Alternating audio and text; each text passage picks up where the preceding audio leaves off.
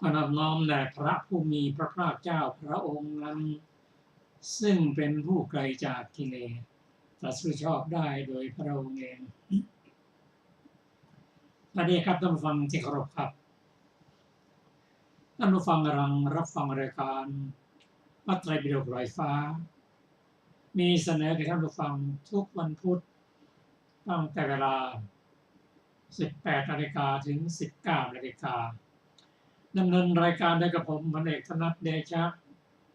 มีอาจารย์สรภาเดชะเป็นผู้ร่วมรายการวันนี้เราได้นำพระไตรปิฎกฉบับอรรถกถาเล่มที่ 20 มาศึกษากัน ในพระสูตรที่ชื่อว่าชีวกสูตรแต่เราจะมาทบทวนถึงพระสูตรที่ผ่านมานั่นคือโปตปิยสูตรโดยเฉพาะอรรถกถาเรื่องโปตปิยคฤหบดีนี่เป็นชื่อของพระสูตรส่วนมากส่วนมากก็การตั้งชื่อบางครั้งก็ตามบุคคลมั่งตามสถานที่มั่งตามชื่อของป่าบ้านสำหรับชื่อของบุคคลเช่นชื่อของพระราชาอำมาตย์เศรษฐีคฤหบดีหรือบุตรของคฤหบดีและนักบวชนอกศาสนาเป็นต้นมักจะปรากฏชื่อบุคคลดังกล่าวถามว่าเพราะอะไรเพราะว่าบุคคลที่จะเข้าถึงพระพุทธเจ้านั้นต้องเป็นผู้ที่ได้ทำบุญมาก่อนตั้งความปรารถนาไว้ก่อนเพราะฉะนั้นชื่อของโปตปิยคฤหบดีนี้ก็เช่นเดียวกันมีโอกาสที่จะเข้าถึงพระพุทธเจ้าความจริงกลุ่มบุคคลผู้สั่งสมบุญบารมีนี้พอการอุบัติขึ้นของพระเจ้าแล้วก็พยายามที่จะไปติดต่อไปศึกษาทั้งที่เคยศึกษากับนักบวชนอกศาสนามาแล้วหรือครูทั้ง6นี่เป็นฤาษีอะไรก็ตามพยายามที่จะมาศึกษาเพราะต้องการสิ่งที่พึ่งงานเกษมมันถาวรในพระสูตรสุดนี้พระผู้มีพระเจ้าองค์ประทับอยู่ที่กุตราปะชนบทหลังจากที่พระองค์เสด็จบิณฑบาตหลังพักแล้วก็เข้าพักในป่าแห่งหนึ่ง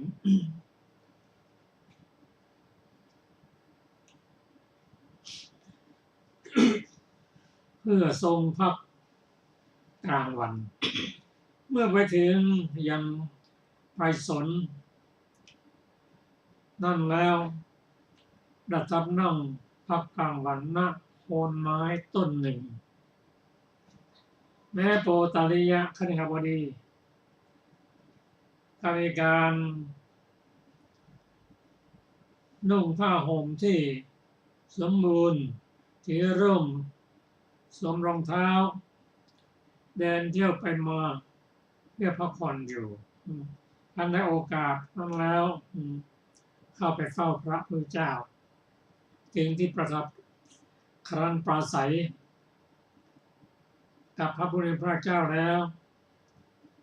ยืนอยู่หน้าที่ควรส่วนข้างหนึ่งพระพุทธเจ้า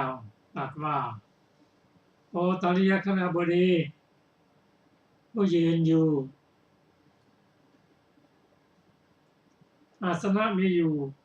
ถ้าท่านประสงค์จะนั่งเชิญนั่งแทนเมื่อพระพุทธเจ้าตรัสอย่างนี้แล้วโปตปิยคฤหบดีโกรธน้อยใจว่าพระสนครมตรัสเรียกเราด้วยคำว่าคฤหบดีเรียกนิ่งเสียพระผู้มีพระเจ้าได้ตรัสเป็นครั้งที่2ว่าดูก่อนคฤหบดีอาสนะมีอยู่ ประสงค์จะนั่งก็นั่งแต่โกรธอีกน้อยใจแม้ครั้งที่3พระองค์ก็ตรัสว่าขณะบดีอาสนะมีอยู่ประสงค์จะนั่งก็เชิญนั่งแทนเมื่อพระองค์ตรัสเป็นครั้งที่3นี้โพธิริยคณบดีโกรธอีกน้อยใจว่าพระสมณโคดมตรัสเรียกเราว่าคณบดี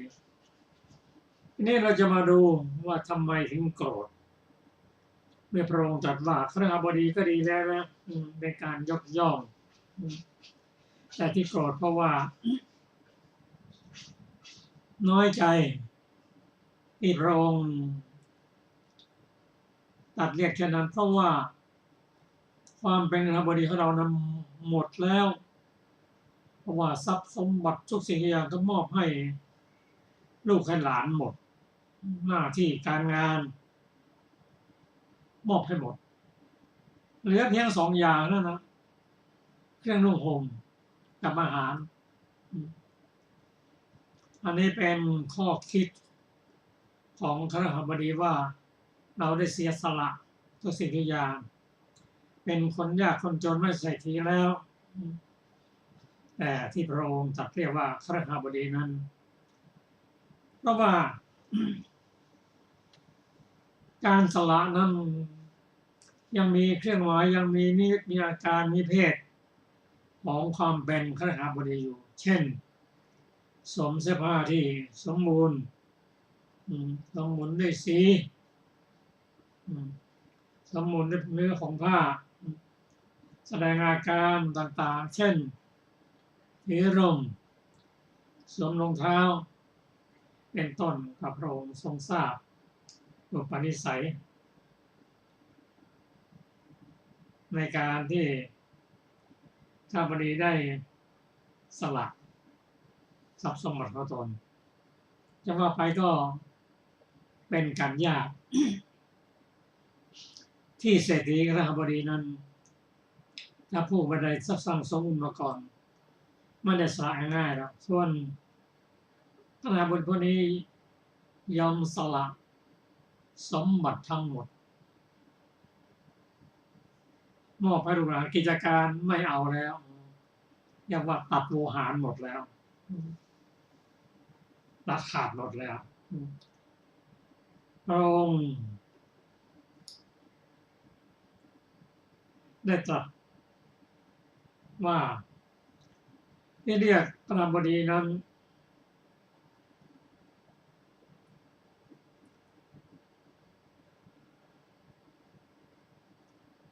เพราะว่าการแต่งกายก็ดีลักษณะท่าทางก็ดีแม้เสื้อผ้าอาภรณ์รองเท้าอย่างดีร่มอย่างดีก็การแต่งกายนั้นยังเป็นคฤหบดีอยู่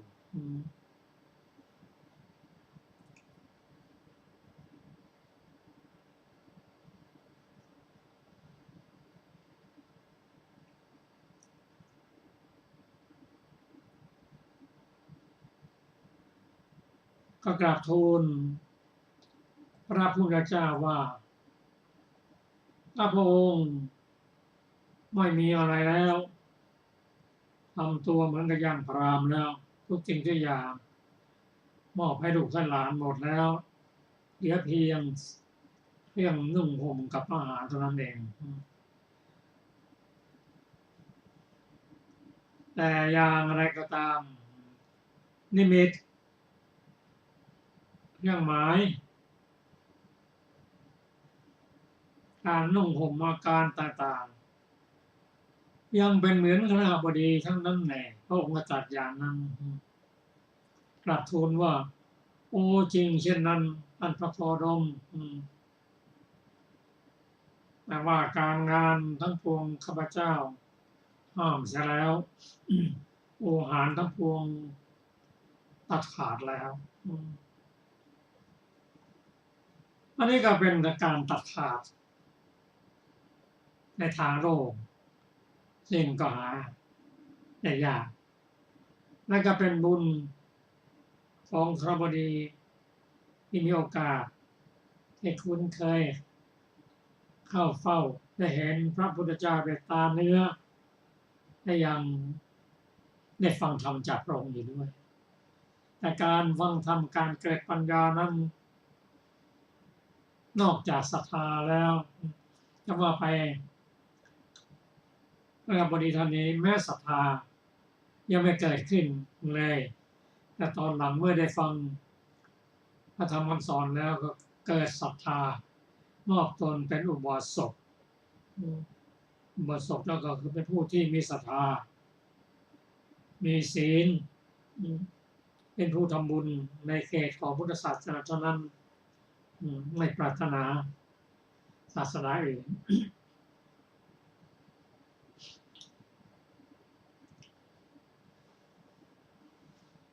คณบดีนั้นเมื่อได้กราบทูลว่าความเป็นคณบดีของข้าพระองค์นั้นหมดแล้วเหลือแต่เสียสละหมดแล้วคล้ายๆจะเป็นพราหมณ์อย่างนั้นในการพระองค์เรียกข้าบดีจึงโกรธน้อยใจทำไมจึงโกรธถึงน้อยใจเพราะว่าเป็นปุถุชนอยู่รับความโกรธยังไม่ได้แต่ก็เป็นผู้ที่เข้าใจทูลถามว่าถ้าพระองค์ตัดโวหารอย่างนี้แล้วในการตัดโวหารอื่นมีอยู่หรือพระองค์ตรัสว่าในธรรมะของพระธรรมวินัยนี้มีการตัดโวหารได้ยิ่งขึ้นพอพระองค์คุณถามว่าพอพระองค์ได้ตัดบอกทำเครื่องตัดโวหารในทางพุทธศาสนาด้วยเอามาตัดโวหารเนี่ยตัดความสละความเป็นอยู่และมโนมาประพฤติมีศีลสมาธิเป็นต้น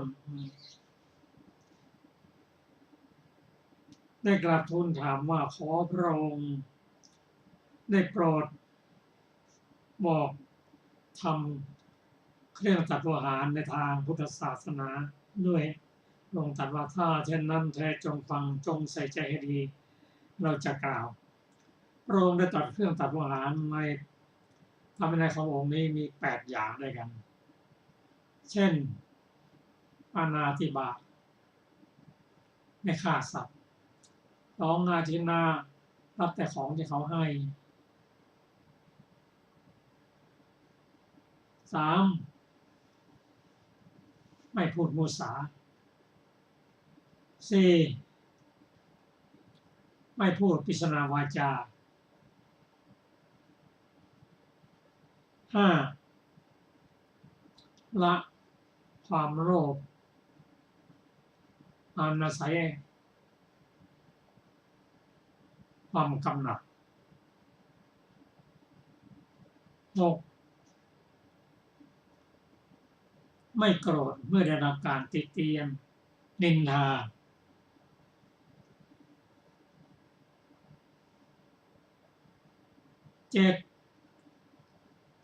ความคับแค้นใจเกิดความโกรธนั้น8ละการตำหนิดูหมิ่นซึ่งทำ8ประการนั้น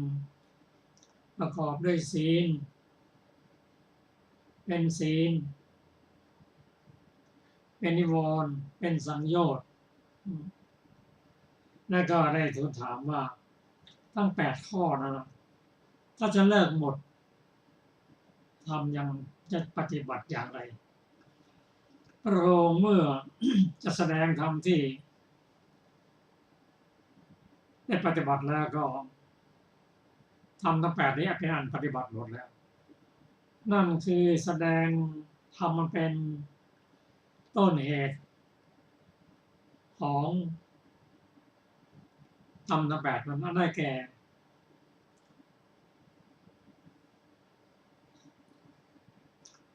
โลภะกามราคะซึ่งเป็นสมุทัยโลมในยกตัวอย่างว่าการจะตัดโมหะทั้งหมดนั้น ต้องปฏิบัติในการละกามราคะเพราะกามต่างๆพระองค์ตรัสว่ามีโทษมากมีความสุขน้อยมีความคับแค้นมากได้อุปมา7 ข้อให้ฟังเช่นกามราคะนั้นเหมือนกับสุนัขแทะกระดูกที่มีเลือดติดนะที่เขาโยนให้นั่นนะไม่อิ่มนะกระหายอยู่เสมอเหมือนกามนอกจากนั้นก็ยกตัวอย่างเหมือนกับ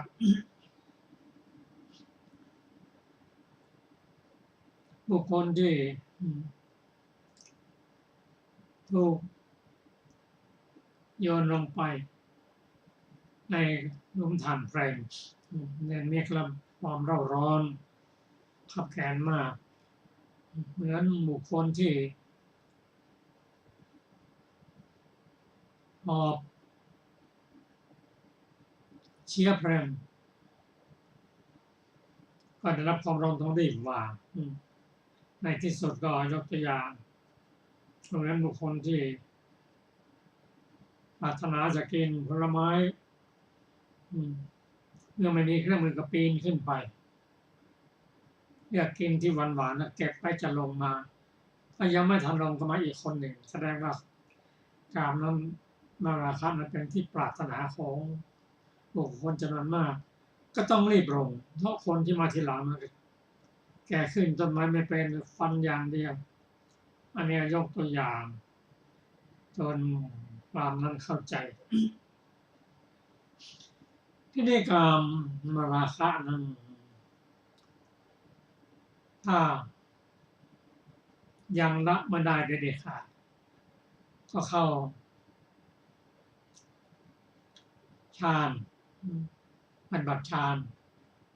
เพราะการเข้าถึงฌานนั้นโดยเฉพาะฌานที่4นั้นก็จะควบคุมตัดชั่วคราวเสียซึ่งนิวรณ์5ในกามราคะเป็นต้น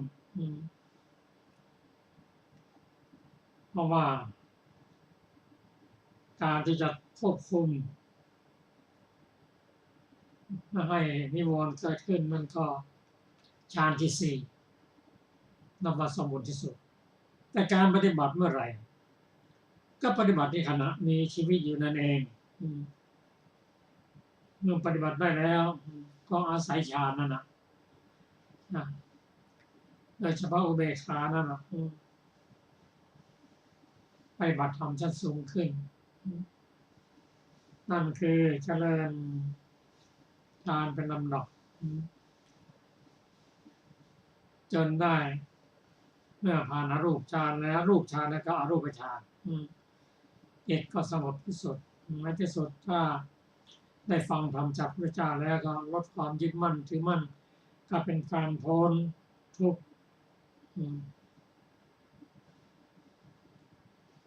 ให้ทางหนึ่งก็ปฏิบัติด้านวิปัสสนาได้อาศัยฌานนั้นนะเป็นบาตจนได้ปัญญาวิมุตติเป็นพระอรหันต์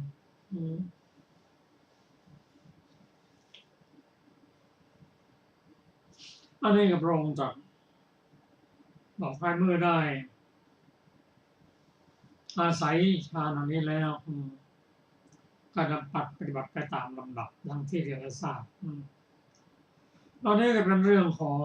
พระสูตรที่เราได้ศึกษากันมาก่อนก็เข้าใจอาจารย์ยุรภาค่ะสวัสดีค่ะท่านผู้ฟังที่เคารพทุกท่านวันนี้เราจะได้ศึกษาต่อในเรื่องชีวกสูตรนะคะ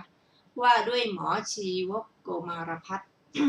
ข้าพเจ้าได้สดับมาอย่างนี้สมัยหนึ่งพระผู้มีพระภาคเจ้าประทับอยู่ณอัมพวันของหมอชีวกโกมารพัฒน์เขตพระนครราชคฤห์ ครั้งนั้นแลหมอชีวโกมารพัฒน์เข้าไปเฝ้าพระผู้มีพระภาคเจ้าถึงที่ประทับถวายบังคมพระผู้มีพระภาคเจ้าแล้วนั่งณที่ควรส่วนข้างหนึ่งได้กราบทูลพระผู้มีพระภาคเจ้าว่าข้าแต่พระองค์ผู้เจริญข้าพระพุทธเจ้าได้ฟังคำนี้มาว่าชนทั้งหลายย่อมฆ่าสัตว์เจาะจงพระสมณโคดมพระสมณโคดมทรงทราบข้อนั้นอยู่อย่างสวยเนื้อที่เขาทำเฉพาะตนอาศัยตนทำดังนี้ข้าแต่พระองค์ผู้เจริญชนเหล่าใดกล่าวอย่างนี้ว่าชนทั้งหลายย่อมฆ่าสัตว์เจาะจงพระสมณโคดมพระสมณโคดมทรงทราบข้อนั้นอยู่ยังสวยเนื้อที่เขาทำเฉพาะตนอาศัยตนทำดังนี้ชนเหล่านั้นชื่อว่ากล่าวตรงกับที่พระผู้มีพระภาคเจ้าตรัสไม่ชื่อว่ากล่าวตู่พระผู้มีพระภาคเจ้าด้วยคำอันไม่เป็นจริงชื่อว่ายืนยันธรรมอันสมควรแก่ธรรมการกล่าวและกล่าวตามที่ชอบธรรมจะไม่ถึงข้อติเตียนละหรือ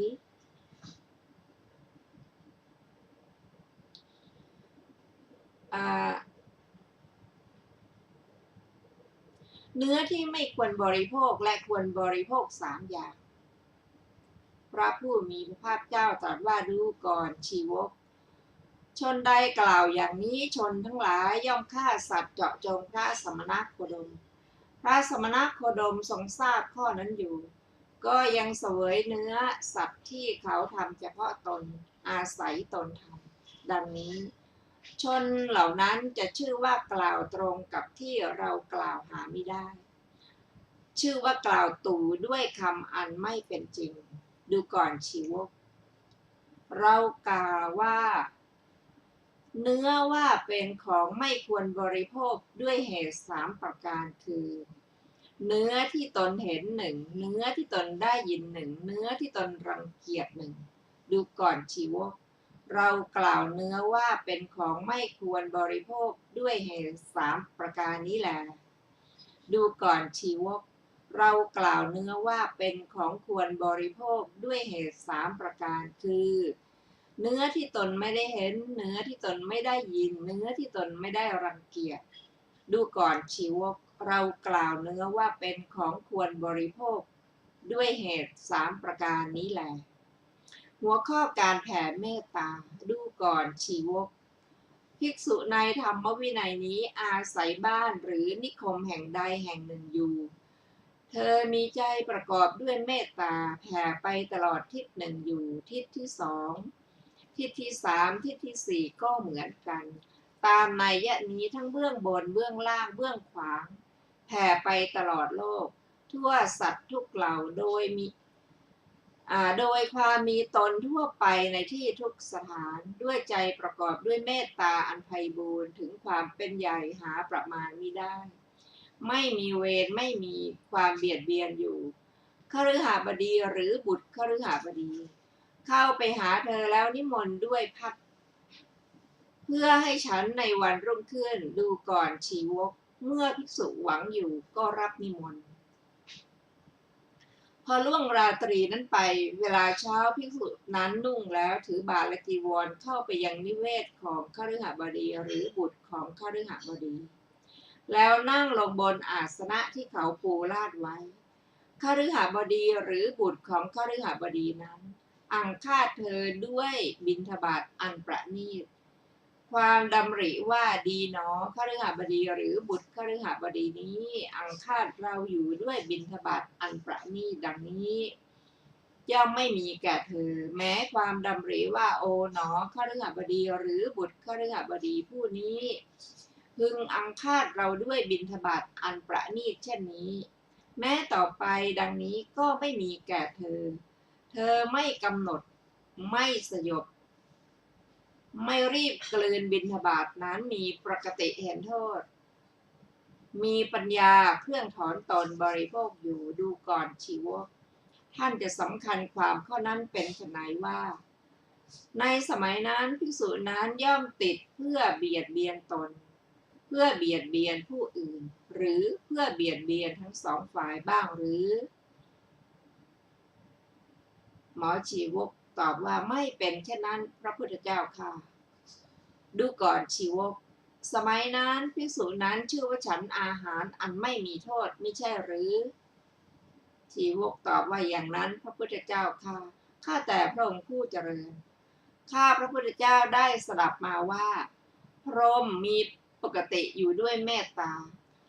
คำนั้นเป็นแต่ข้าพระพุทธเจ้าได้สดับมาคำนี้พระผู้มีพระภาคเจ้าเป็นองค์พยานปรากฏแล้วด้วยว่าพระผู้มีพระภาคเจ้าทรงมีปกติอยู่ด้วยเมตตาดูก่อนชีวกบุคคลพึงมีความพยาบาทเพราะราคะโทสะโมหะใดราคะโทสะโมหะนั้นตถาคตละแล้วมีมูลอันขาดแล้วเป็นดุจตาลยอดด้วนถึงความไม่มีอันไม่เกิดต่อไปเป็นธรรมดาดูก่อนชีวกถ้าแลท่านกล่าวหมายเอาการละราคะโทสะโมหะเป็นต้นนี้เราอนุญาตการกล่าวเช่นนั้นแก่ท่านข้าแต่พระองค์ผู้เจริญข้าพระพุทธเจ้ากล่าวหมายเอาการละราคะโทสะและโมหะเป็นต้นนี้หัวข้อการแผ่กรุณามุทิตาอุเบกขาดูก่อนชีวกภิกษุในธรรมวินัยนี้อาศัยบ้านหรือนิคมแห่งใดแห่งหนึ่งอยู่เธอมีใจประกอบด้วยกรุณามีใจประกอบด้วยมุทิตามีใจประกอบด้วยอุเบกขาแผ่ไปตลอดทิศหนึ่งอยู่ทิศที่สองทิศที่สามทิศที่สี่ก็เหมือนกันตามวินัยนี้ทั้งเบื้องบนเบื้องล่างเบื้องขวางแผ่ไปตลอดโลกทั่วสัตว์ทุกเหล่าโดยความมีตนทั่วไปในที่ทุกสถานโดยใจประกอบด้วยอุเบกขาอันไพบูรณ์ถึงความเป็นใหญ่หาประมาณไม่ได้ไม่มีเวรไม่มีความเบียดเบียนคฤหบดีหรือบุตรคฤหบดีเข้าไปหาเธอแล้วนิมนต์ด้วยพัดเพื่อให้ฉันในวันรุ่งขึ้นดูก่อนชีวกเมื่อภิกษุหวังอยู่ย่อมรับนิมนต์พอล่วงราตรีนั้นไปเวลาเช้าภิกษุนั้นนุ่งแล้วถือบาตรและจีวรเข้าไปยังนิเวศของคฤหบดีหรือบุตรคฤหบดีแล้วนั่งลงบนอาสนะที่เขาปูลาดไว้คฤหบดีหรือบุตรคฤหบดีนั้นอังค่าเธอด้วยบิณฑบาตอันประณีตความดำริว่าดีหนอคฤหบดีหรือบุตรคฤหบดีผู้นี้อังคาดเราอยู่ด้วยบิณฑบาตอันประณีตดังนี้ย่อมไม่มีแก่เธอแม้ความดำริว่าโอ๋หนอคฤหบดีหรือบุตรคฤหบดีผู้นี้พึงอังคาดเราด้วยบิณฑบาตอันประณีตนี้แม้ต่อไปดังนี้ก็ไม่มีแก่เธอไม่กำหนดไม่สยบไม่รีบกลืนบิณฑบาตนั้นมีปกติเห็นโทษมีปัญญาเครื่องถอนตนบริโภคอยู่ดูก่อนชีวกท่านจะสำคัญความข้อนั้นเป็นไฉนว่าในสมัยนั้นภิกษุย่อมคิดเพื่อเบียดเบียนตนเพื่อเบียดเบียนผู้อื่นหรือเพื่อเบียดเบียนทั้งสองฝ่ายบ้างหรือไม่เป็นเช่นนั้นพระพุทธเจ้าค่ะดูก่อนชีวกสมัยนั้นภิกษุนั้นชื่อว่าฉันอาหารอันไม่มีโทษไม่ใช่หรืออย่างนั้นพระพุทธเจ้าข้าแต่พระองค์ผู้เจริญข้าพระพุทธเจ้าได้สลับมาว่าเรามีปกติอยู่ด้วยอุเบกขาคำนั้นเป็นแต่ข้าพระพุทธเจ้าได้สลับมาคำนี้พระผู้มีพระภาคเจ้าเป็นองค์พยานปรากฏแล้วด้วยว่าพระผู้มีพระภาคเจ้าทรงมีปกติอยู่ด้วยอุเบกขาดูก่อนชีวกบุคคลพึงมีความเบียดเบียนมีความไม่ยินดีมีความกระทบกระทั่งเพราะราคะโทสะโมหะใดราคะโทสะโมหะนั้นตถาคตละแล้วมีมูลอันขาดแล้วเป็นดุจตาลยอดด้วนถึงความไม่มีอันไม่เกิดต่อไปเป็นธรรมดาดูก่อนชีวกถ้าแลท่านกล่าวหมายเอาการละราคะโทสะโมหะเป็นต้นนี้เราอนุญาตการกล่าวเช่นนั้นแก่ท่านข้าแต่พระองค์ผู้เจริญข้าพระพุทธเจ้ากล่าวหมายเอาการละราคะโทสะโมหะเป็นต้นนี้ หัวข้อฆ่าสัตว์ทำบุญได้บาปด้วยเหตุ5ประการดูก่อนชีวกผู้ใดฆ่าสัตว์เจาะจงตถาคตหรือสาวกตถาคตผู้นั้นย่อมประสบบาปมิใช่บุญเป็นอันมากด้วยเหตุ5ประการคือผู้นั้นกล่าวอย่างนี้ว่าท่านทั้งหลายจงไปนำสัตว์ชื่อโน้นมาดังนี้ชื่อว่าย่อมประสบบาปมิใช่บุญเป็นอันมากด้วยเหตุประการที่หนึ่งนี้สัตว์นั้นเมื่อถูกเขาผูกคอนำมาได้เสวยทุกโทมนัสชื่อว่าย่อมประสบบาปมิใช่บุญเป็นอันมากด้วยเหตุประการที่สองนี้ผู้นั้นพูดอย่างนี้ว่าท่านทั้งหลายจงไปฆ่าสัตว์นี้ชื่อว่าย่อมประสบบาปมิใช่บุญเป็นอันมากด้วยเหตุประการที่สามนี้สัตว์นั้นเมื่อเขากำลังฆ่าย่อมเสวยทุกโทมนัสชื่อว่าย่อมประสบบาปมิใช่บุญเป็นอันมากด้วยเหตุประการที่สี่นี้ผู้นั้นย่อมยังตถาคตและสาวกตถาคตให้ยินดีด้วยเนื้อเป็นอักกัปปิยะ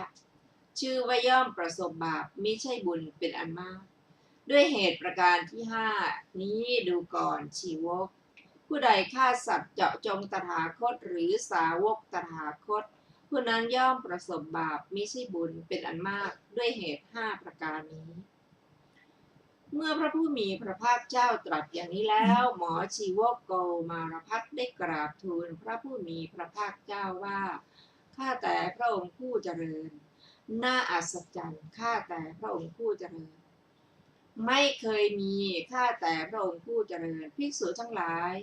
ย่อมฉันอาหารอันไม่มีโทษหนอข้าแต่พระองค์ผู้เจริญภาสิทธิ์ของพระองค์แจ่มแจ้งนักข้าแต่พระองค์ผู้เจริญภาสิทธิ์ของพระองค์แจ่มแจ้งนักเปรียบเหมือนบุคคลหงายของที่คว่ำเปิดของที่ปิดบอกทางแก่คนหลงทางหรือส่องประทีปในที่มืดด้วยคิดว่าผู้มีจักษุจักเห็นรูปฉันใดพระผู้มีพระภาคเจ้าทรงประกาศธรรมโดยอเนกปริยายฉะนั้นเหมือนกันข้าแต่พระองค์ผู้เจริญ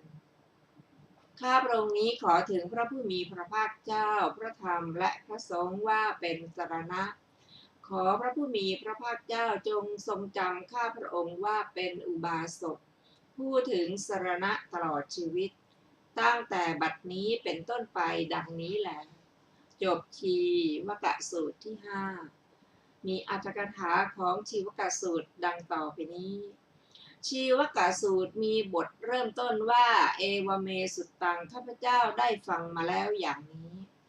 บรรดาบทเหล่านั้นพระบาลีตรัสว่าตัสสะชีวกัสสะโกมารพัสจัสสะอัมพเว อัมพวเนที่ชื่อว่าชีวกเพราะยังเป็นอยู่คือมีชีวิตอยู่ที่ชื่อว่าโกมารพัสเพราะอันพระราชกุมารทุกเลี้ยงไว้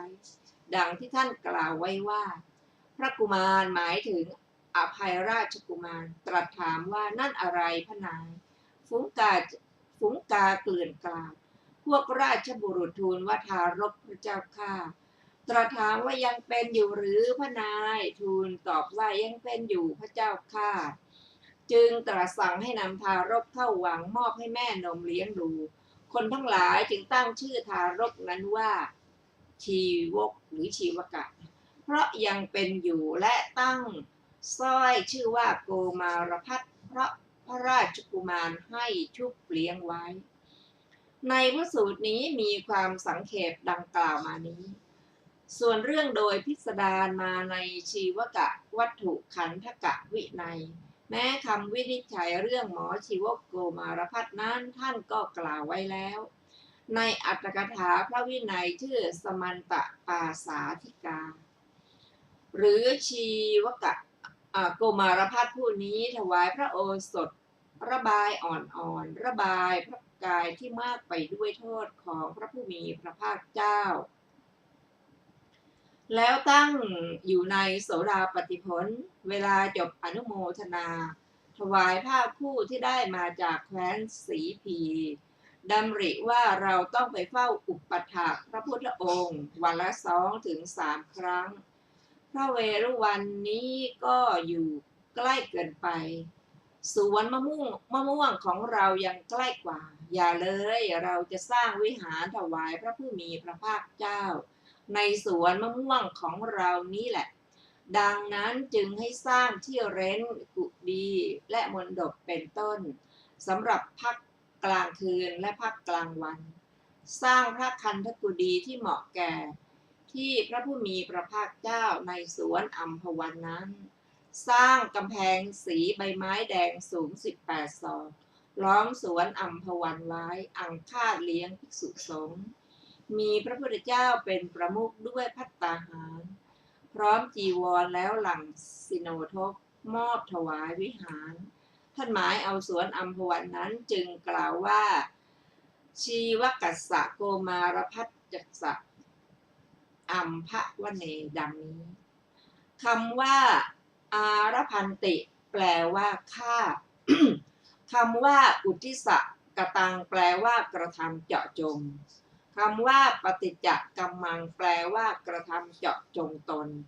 อีกอย่างหนึ่งคำว่าปฏิจจกัมมังนี้เป็นชื่อของนิมิตกรรมกรรมที่อาศัยตนเป็นเหตุกระทำมีอยู่ในเนื้อนั้น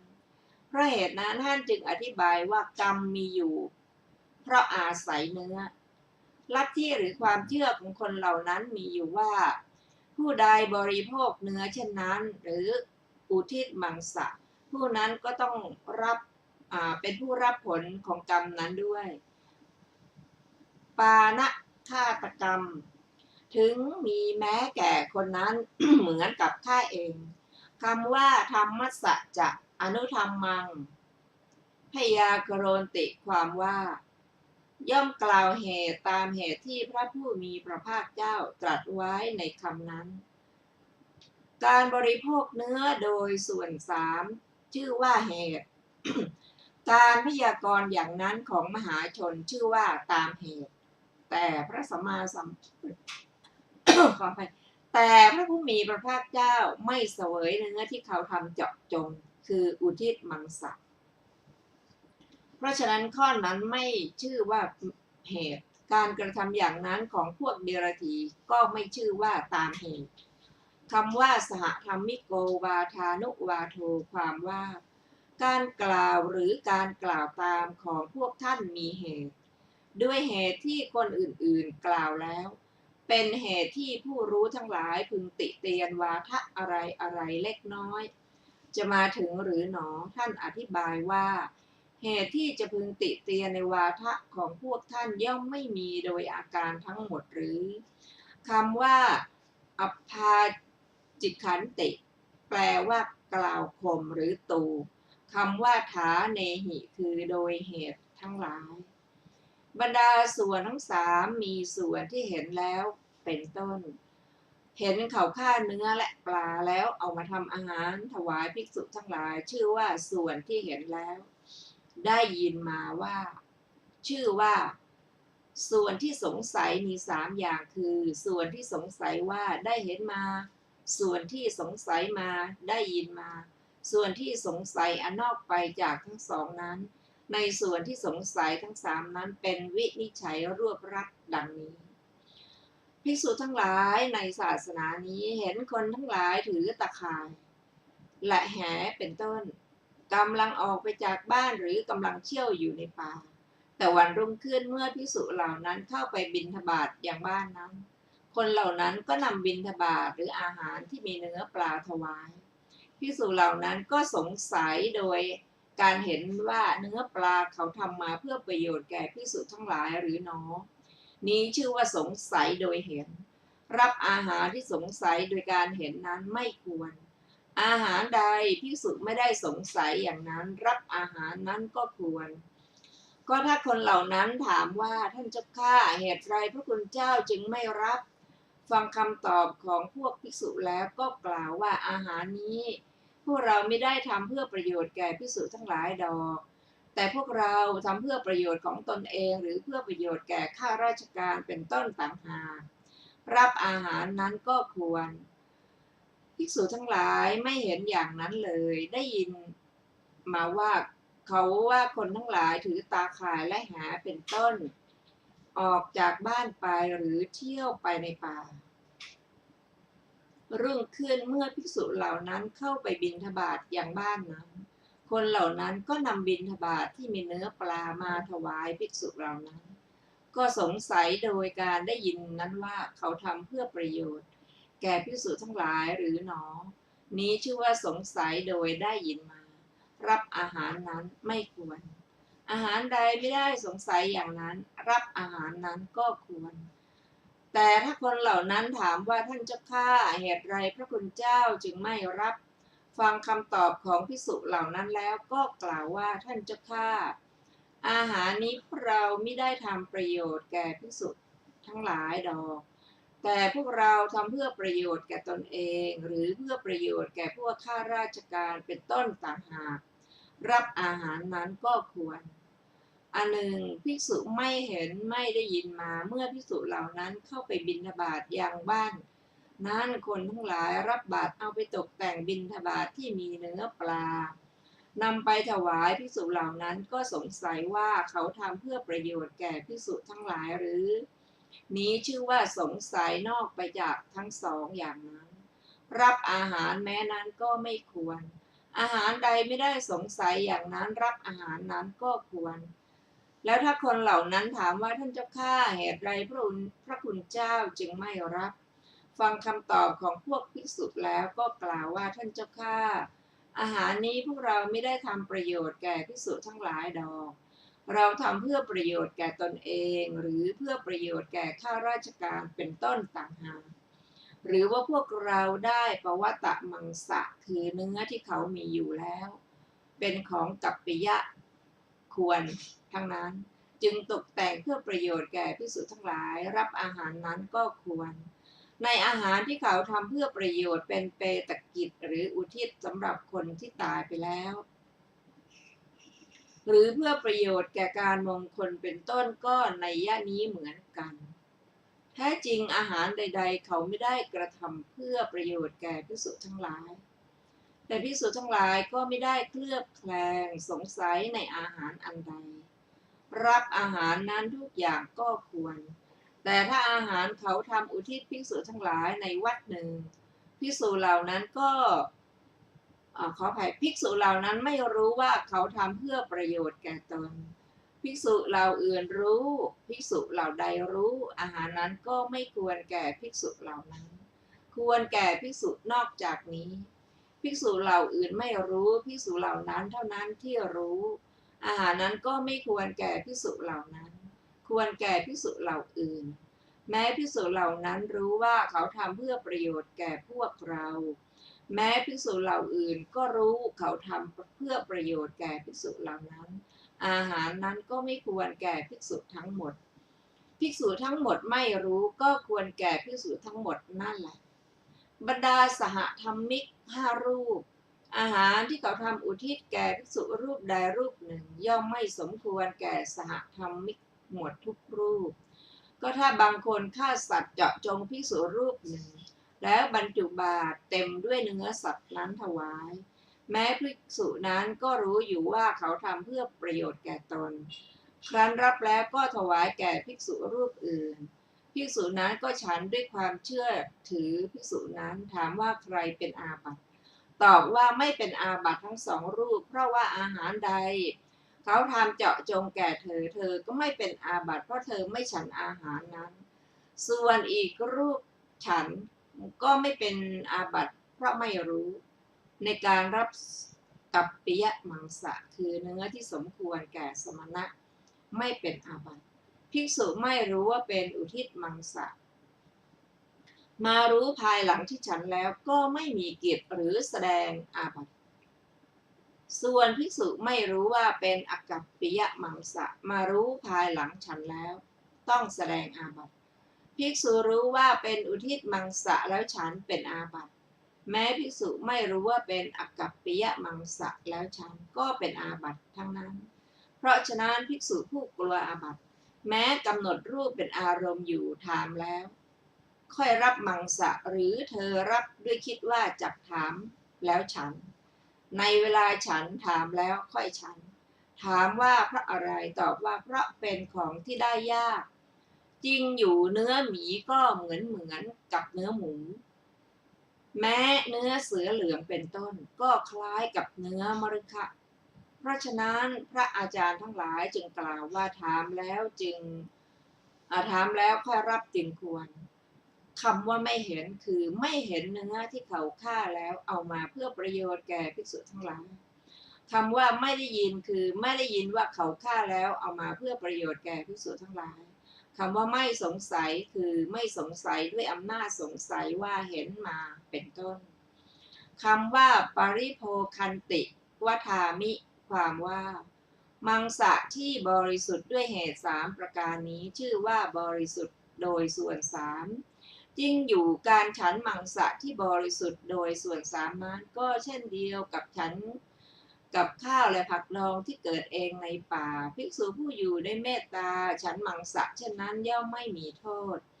เพราะฉะนั้นเราจึงกล่าวว่าก็มังสะนั้นควรฉันได้บัดนี้เพื่อจะทรงแสดงความที่ภิกษุผู้อยู่ด้วยเมตตา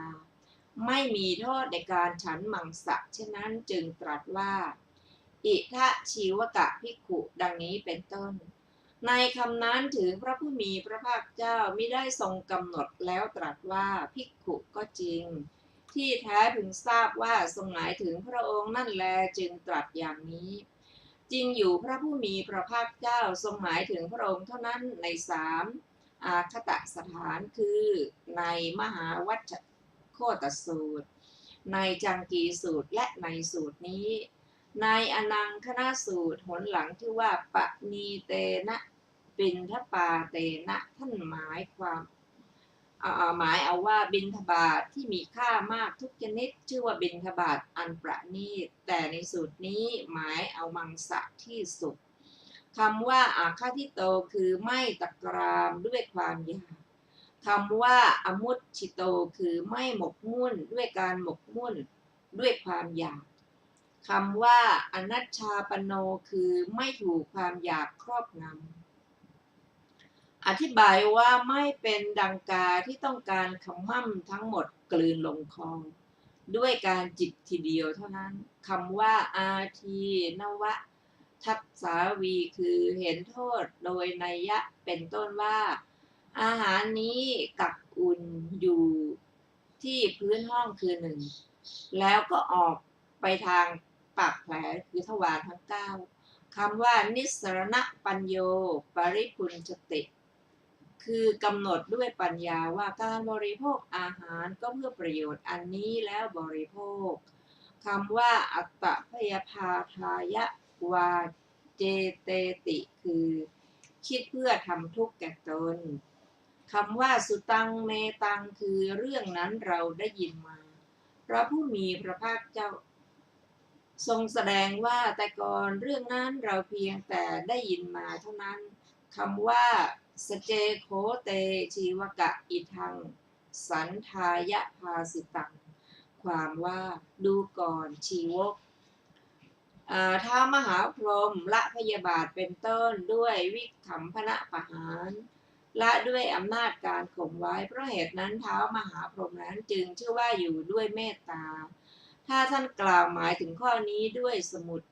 เฉทปหารละอย่างเด็ดขาดอย่างเราเมื่อเป็นเช่นนั้นเราก็อนุมัติคำนี้ของท่านหมอชีวกก็รับครั้งนั้นพระผู้มีพระภาคเจ้าเมื่อทรงพรรณนาเทศนาให้ยิ่งขึ้นไปแม้ด้วยอำนาจพรหมวิหารที่เหลือแก่หมอชีวกนั้นจึงตรัสว่าอิทะชีวกะภิกขุดังนี้เป็นต้นคำนอกนั้นมีเนื้อความตื้นทั้งนั้นบทว่าโยโขชีวกะนี้เป็นอนุสนธิที่แยกแสดงต่างหาก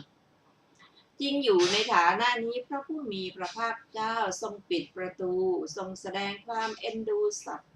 ก็ถ้าคนทั้งหลายถวายบิณฑบาตมีรสอย่างยิ่งแก่ภิกษุไรๆนั้นอย่างนี้แล้วกลับได้สวรรค์ถึงแสนกับไซเขาก็จะพึงทำกรรมอย่างใดอย่างหนึ่งแม้ทำผู้อื่นให้ตายแล้วถวายบิณฑบาตมีรสได้เพราะเหตุนั้นพระผู้มีพระภาคเจ้าเมื่อจะทรงปฏิเสธความข้อนั้นจึงตรัสว่าโยโคชีวกะตถาคตังดังนี้เป็นต้น ในคำนั้นคำว่าอิมินาปทาเมนะถาเนนะได้แก่ด้วยเหตุที่หนึ่งซึ่งเป็นเพียงคำสั่งเท่านั้นอันนี้ก่อนคำว่าคลับปะเวทเกนะได้แก่สัตว์ที่ถูกเชือกผูกคอลากมาหรือสัตว์ที่มีคอถูกผูกลากมาคำว่าอาระพิยมาโนได้แก่ถูกเขาทำให้ตายคำว่าอากาเปียนะอัสสาเทติความว่าคนที่ให้ภิกษุฉันเนื้อหมีด้วยสำคัญว่าเนื้อหมูฉันเนื้อเสือเหลืองด้วยสำคัญว่าเนื้อมรุคะ ก็พูดเสียดสีว่าท่านยังชื่อว่าสมณะหรือท่านฉันอักกัปปิยมังสะส่วนคนเหล่าใดรู้ว่าเนื้อหมีเหมือนเนื้อหมู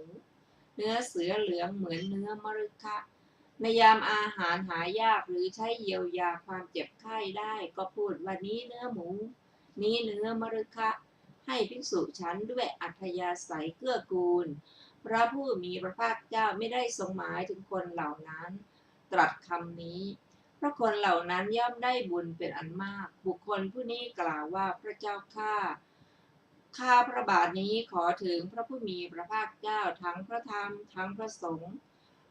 ว่าเป็นสรณะชื่อว่าเป็นอริย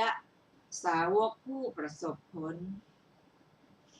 ผู้รู้คำสั่งสอนเป็นผู้เห็นสัจจะแล้วส่วนหมอชีวกอย่างซึ้งพระธรรมเทศนานี้เกิดความเลื่อมใสกระทำการชมเชยสดุดีธรรมกถาจึงกล่าวอย่างนี้คำนอกนี้ในที่ทุกแห่งตื้นทั้งนั้นจบอรรถกถาหมอชีวกสูตรที่ห้าท่านผู้ฟังที่เคารพค่ะวันนี้รายการพระไตรปิฎกปลอยฟ้าก็ได้หมดเวลาลงแล้วขอบพระคุณทุกท่านที่ได้ร่วมศึกษาด้วยกันเราจะมาพบกันใหม่ในวันอาทิตย์ในวันพุธหน้าเวลาเดียวกันนี้ขอมีความสุขสวัสดีเจริญในธรรมยิ่งค่ะวันนี้สวัสดีค่ะ